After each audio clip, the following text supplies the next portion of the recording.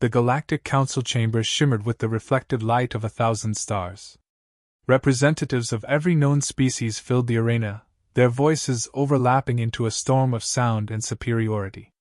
At the center stood the human envoy, motionless, composed, and unreadable. Across the tiers, countless eyes burned with mockery. The vote had already been decided before the session began. The declaration was ceremonial, a display of authority wrapped in arrogance.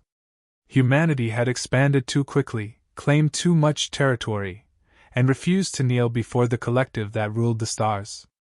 When the High Speaker's voice echoed through the hall, it carried the weight of countless civilizations. By unanimous decision, the Council of Sovereign Worlds declares war upon the Terran domain. The statement rippled outward, amplified through every communication channel. Across the galaxy, spectators erupted in celebration. They expected fear, panic, pleas for negotiation.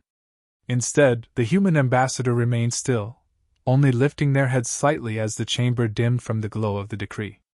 There was no visible reaction, no protest, no defense, no warning. The envoy's words, when they came, were measured and chillingly calm. Acknowledged, they said. Nothing more.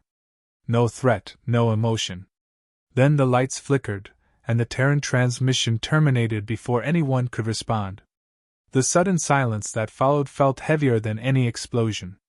For the first time, some among the council felt uneasy, though none dared admit it aloud. In the weeks leading to this day, Earth had grown quiet. Their diplomats withdrew, trade halted, and border stations went dark. Some believed it was fear. Others assumed collapse. Yet those who had studied human history knew the pattern. Withdrawal always came before impact. Every recorded conflict in their past began with silence, followed by unimaginable escalation. The Council ignored those warnings. Arrogance was easier than preparation. The declaration spread like wildfire. News networks replayed the moment of war, emphasizing the lack of human response as proof of weakness. Military broadcasts painted victory as inevitable. The Galactic Armada, composed of over 2,000 fleets, prepared to move on Sol. Every admiral wanted to be the one to claim the first Terran surrender.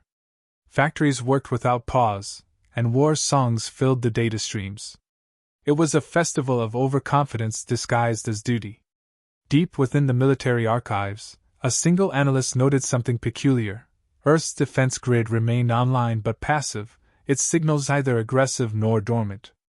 The readings were clean, deliberate, and symmetrical, as if someone had tuned the system not for combat, but for observation. When the report was submitted, it vanished from circulation. The official narrative left no room for doubt. In the shadowed corners of the Council's military intelligence, there were quiet discussions. Some recalled the siege of Titan, how human fleets, cornered and outnumbered, had turned an entire moon into a kinetic weapon field in less than 12 minutes. Others mentioned the silence over Europa, when a fleet of 10,000 ships had been wiped from existence with no detectable weapon signature. The records existed, but belief had faded over time. The Council's collective ego had replaced memory with pride. And yet, as the declaration echoed across the stars, the Terran colonies remained absolutely still. No civilian transmissions. No military communiques. Not even distress calls. It was as if Earth had already accepted the verdict, or something far worse, as if they were waiting. On the galactic news grid, a commentator laughed while replaying the human envoy's final words, mocking the phrase, acknowledged, as pathetic submission. But the recording, when analyzed closely, contained a hidden detail, an almost imperceptible inflection at the end of the word. Linguists reviewing the file debated endlessly over its tone, some swearing it wasn't submission at all but something far colder. When the council chamber emptied, the High Speaker stood alone before the darkened podium. Their assistants awaited further orders, but none came. The declaration had been signed, the fleets were en route, and the process of conquest had begun. Yet the speaker's thoughts lingered uneasily on the human's silence. The envoy's composure had not been that of defeat, but of someone who had already calculated the outcome. Far beyond the council's reach, deep in Sol's orbit, invisible satellites aligned with surgical precision. Signal bands synchronized in complete silence, their encrypted pulses slipping through dimensions no alien sensors could interpret. Earth didn't react to war, it prepared to end it. The galaxy had made its move. Humanity had simply smiled behind the silence. Weeks passed after the declaration, and the galaxy waited for the explosion that never came. Earth did not protest, retaliate, or even speak. Its communication relays remained dark, and its ambassadors did not reappear. For the first time, a declared war had only one side speaking. The Galactic Council interpreted the silence as collapse, claiming victory before the first battle. Yet across the void, admirals, traitors, and spies whispered uneasily. Nothing about this quiet felt like surrender. Fleet after fleet assembled in distant sectors, building the greatest armada ever recorded. Over 3,000 species contributed ships, weapons, and soldiers. Strategic analysts boasted that the invasion of Sol would end in a single campaign. Broadcasts replayed simulations showing Earth's annihilation, complete with triumphant scores. But for every boastful speech, there were data streams filled with anomalies. Probes sent near the Terran border vanished without signal loss or debris. The scientists who reported these disappearances were told to recheck their instruments. None dared to insist. The silence spread like a disease. Merchant lanes once busy with Terran exports turned to ghost routes. Mining colonies once known for constant transmissions went offline with perfect timing, as if following a synchronized pattern. Each disappearance carried the same timestamp down to the millisecond. Only humans could have designed coordination that exact. Still, the Council dismissed it as coincidence. Primitive efficiency, they said. Nothing more than panic protocol. Hidden within deep space channels, encrypted chatter began to surface among intelligence networks. Something massive was moving within Sol. The readings didn't match any known power source. No plasma trails, no standard drive emissions, only gravity distortions and impossible symmetry. Analysts proposed a theory. The Terrans had built something that didn't emit heat, sound, or light. When this reached the Council's war board, they laughed it off. Every planet has myths before death, one commander said. Let them dream. As the first wave of fleets approached human space, sensors picked up a strange energy pattern, small, precise, pulsing like a heartbeat across entire systems. It wasn't weapon fire or communication, it was synchronization. From Mercury to Pluto, identical intervals of faint gravitational vibration spread through the system, timed perfectly to the galactic second. No explanation fit. The data was transmitted to Central Command and promptly classified. The report's title was simple: Earth is awake. Days turned to weeks. The war machine grew impatient. Thousands of ships waited for the order to strike, their engines humming under the weight of arrogance. Still, Earth didn't respond. Then, slowly, Terran signals began to reappear, but they weren't words or negotiations, just bursts of coded pulses repeating endlessly. When decrypted, they translated into nothing understandable, only fragments of binary and time-stamped silence. The meaning, however, was unmistakable, deliberate, composed, waiting. Civilizations that bordered human territory began to withdraw without permission from the Council. They had seen what humans could do when provoked. The Zorathian Empire's admiral warned during a transmission. They are not ignoring us, they are counting. His words were drowned in laughter. He disconnected before the meeting ended and relocated his fleets away from Sol. Within a month, his decision was proven wise. By now, spy arrays stationed in the Kuiper Belt ceased transmission. Drone operators claimed they felt something before losing contact, a vibration through the comm channels, not a sound, but a resonance that made their instruments tremble. It wasn't interference, one report read. It was intent. Civilian worlds across the galaxy began to sense the change. The usual bravado in news broadcasts softened. Anchors avoided mocking Earth. Public sentiment turned cautious. They couldn't explain why, but no one could shake the feeling that humanity was doing something unseen, something vast. Scientists proposed new theories. Religious sects called it divine retribution, and military planners quietly doubled their defenses around home systems. When the Galactic Armada's Supreme Fleet finally entered the outer rim of Sol, it found nothing. The system appeared abandoned, no ships, no satellites, no resistance. Just the same deep silence. But as they advanced, the flagship's sensors detected faint heat signatures aligned perfectly in orbital arcs. At first, they thought they were debris fields. Then one pattern shifted, just slightly, as if adjusting its aim. The commander ordered a halt, but by then it was too late. The movement wasn't a weapon activation, it was calibration. Every hidden satellite, station, and unseen vessel had been watching them, mapping them, preparing. The Terrans had not been silent out of fear. They had been listening, counting, aligning. Across the invasion fleet, unease spread like static. Even the most confident officers began to whisper the same question. If this was humanity's silence, what would their answer sound like? When the invasion began, it didn't start with the roar of engines or the flash of weapons. It began with data vanishing. Entire command channels went dark in less than a second.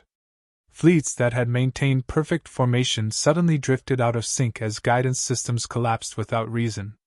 Officers screamed for diagnostics, but their voices faded into static. Every encrypted system failed at once, not through hacking, but through precision interference that no known technology could replicate. Humanity had not fired a single shot, yet the largest armada in history had already lost control. The first explosion came from within the invaders' own ranks. A dreadnought's reactor imploded silently, its structure folding in on itself like a crushed sphere. Neighboring ships followed, collapsing without debris, leaving behind only faint gravitational ripples. The remaining vessels attempted retreat, but their coordinates had been altered. Each jump drive redirected to random void sectors where no rescue could reach them. Some vanished into black space and never reappeared. It wasn't chaos, it was orchestration. Then Earth spoke. Across every channel, one short transmission cut through the static.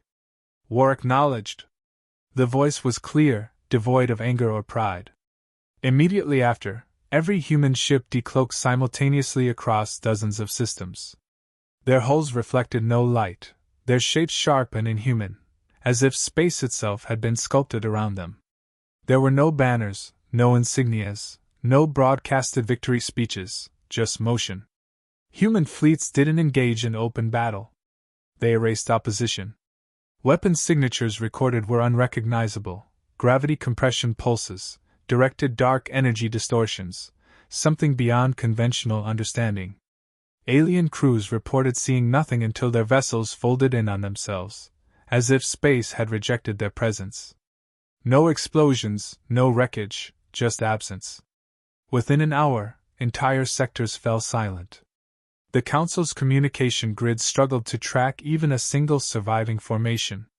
Admirals across the galaxy attempted countermeasures, deploying jammers and stealth drones, but human systems ignored every defense.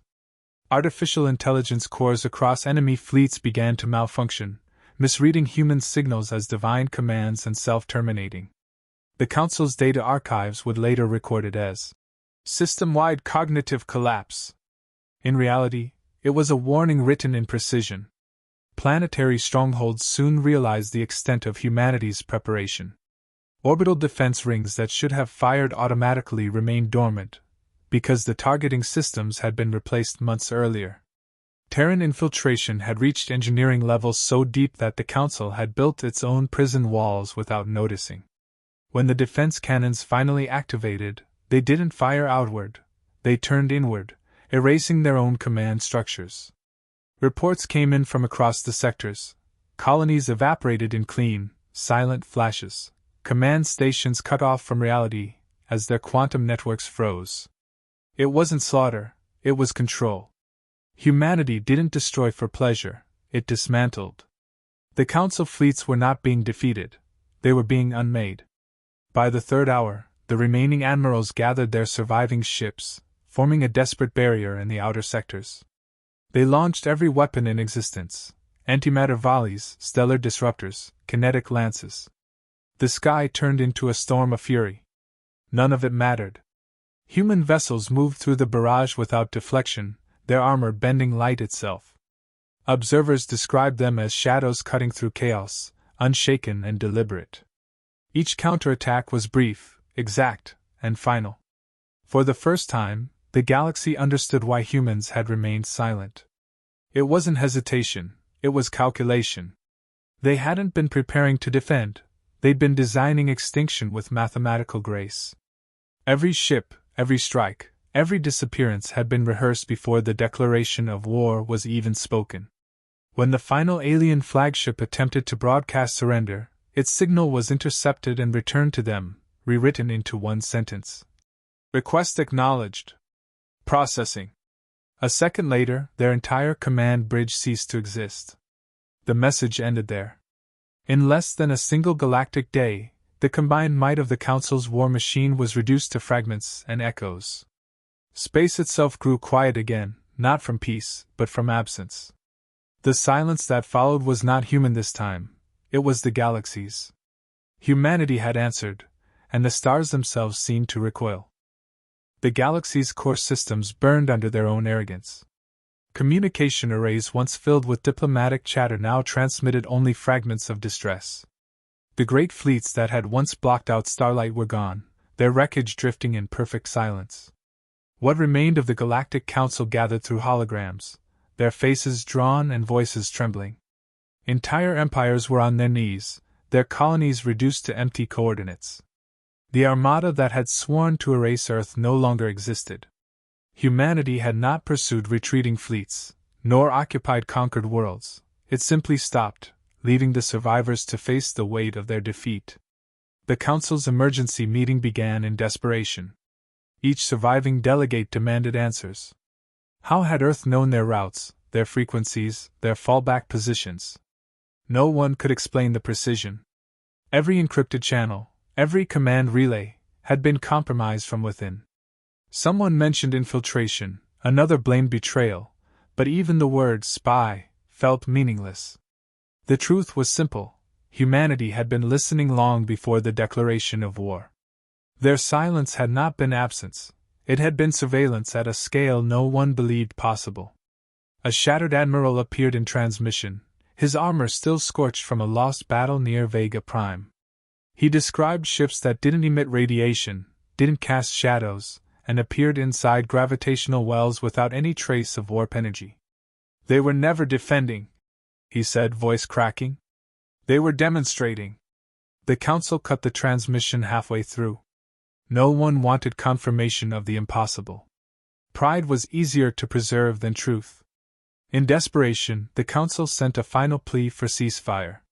The message was transmitted through every surviving relay, encoded in every known language, begging for dialogue. For hours, no answer came. Then the response arrived, not as a call, but as a visual feed. The screen displayed Earth, calm and illuminated, its atmosphere glowing in soft blue. No weapons, no fleets, no movement. Just a quiet world turning beneath the light of its sun. A single voice spoke. Your war is concluded. The Council demanded terms, reparations, anything to negotiate. The reply never changed. Your war is concluded. The repetition wasn't mechanical, it was absolute. Humanity didn't want tribute or surrender. It wanted silence. The message continued, soft and deliberate. You declared war to test dominance. We accepted to test restraint. You've seen the result. The transmission ended abruptly. Attempts to reopen the channel failed. Every frequency aimed at Earth returned a reflection of their own voice, distorted beyond recognition, as though the planet itself rejected their signal. Across the core worlds, panic replaced order. Civilizations once built on the certainty of power collapsed overnight. Trade networks broke as factions withdrew to avoid becoming targets.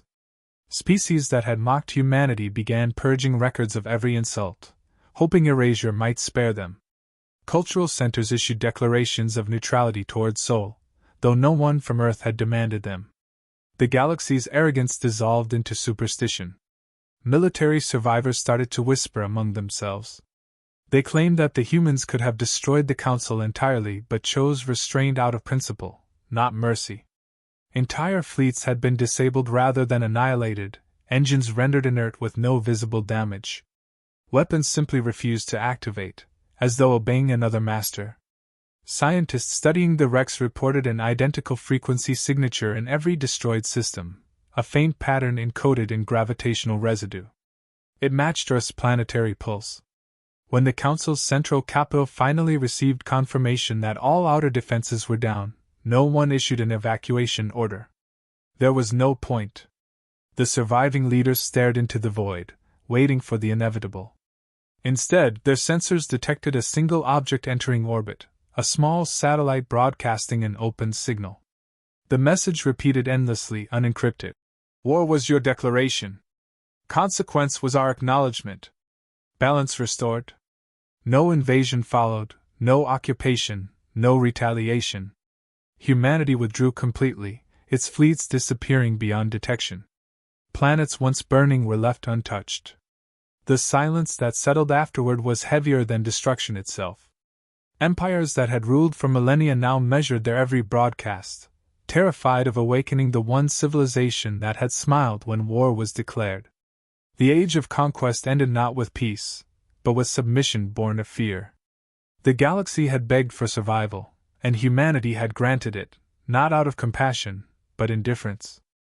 Centuries passed, and the scars of the war became the foundation of a new order. The Galactic Council was rebuilt in name only, a shadow of its former arrogance.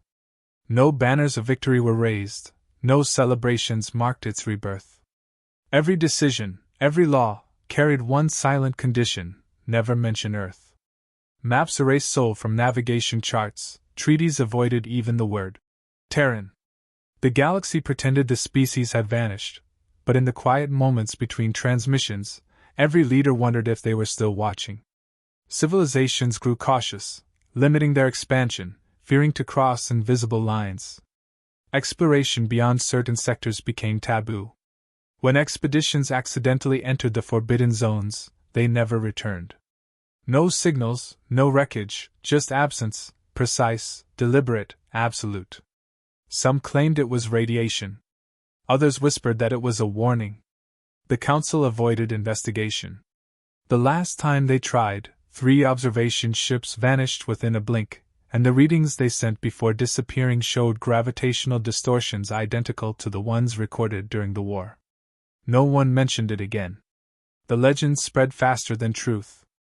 Pilots spoke of distant signals that whispered coordinates before their instruments failed. Miners in asteroid belts told stories of hearing human voices through static, calm and emotionless, reciting the same phrase. Boundaries remain. Scholars dismissed them as hallucinations, yet each story came from a different system, always near old war routes. The galaxy began to treat Earth as a mythic boundary, a divine consequence rather than a civilization. Religions formed around their memory. Some worshipped humanity as cosmic judges who punished arrogance. Others saw them as specters, engineers of balance keeping civilizations from overreaching.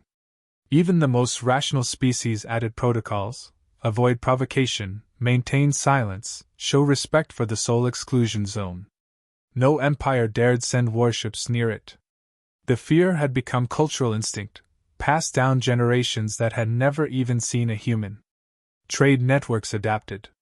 Sectors bordering Terran space grew wealthy selling proximity relics, fragments supposedly found on ancient battlefields, each rumored to carry residual energy from human weapons. Most were fakes, yet every owner swore their systems performed better after acquiring one. The myth had become self-fulfilling. Belief alone granted power. Humanity had transcended its enemies not just through warfare, but through memory. They had become an idea too vast to challenge. Occasionally, desperate species facing extinction sent unarmed vessels toward souls seeking help, hoping for mercy. None ever returned. Yet sometimes, without explanation, their homeworlds found themselves saved, disasters averted, invasions halted, resources replenished. The recipients never understood how, but they knew who. The Council eventually issued an official statement. Do not disturb the Terrans. Aid, if given, is their choice alone. It became the first law every generation learned.